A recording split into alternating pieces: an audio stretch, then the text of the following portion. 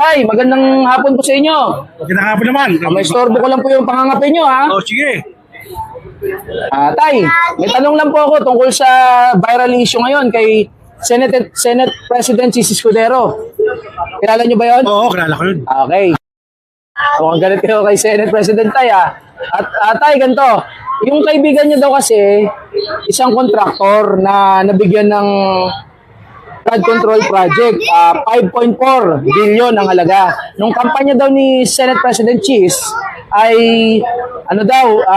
nag-donate daw sa kanya ito ng pondo para sa pangangampanya at ayon sa batas, ayon sa COMELEC, ito ay bawal. Bawal yan. So ngayon, dahil nga nai-issue siya ng ganito, sa tingin niyo po ba dapat siyang paimbestigahan itong si Senate President and at the same time, dapat ba siyang umalis na o matanggal sa pwesto?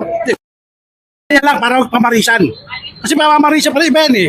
Grabe naman Yan tayo, yan. Bit. Oo. Ano po ba kasama yung yung magagawa nila sa bayan? Nagkakaba, naging amugadin ka. Dito yung agaran.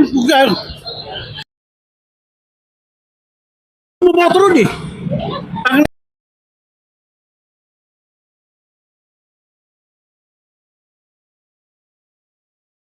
Yun lang. Palitan na yun. Bitayin.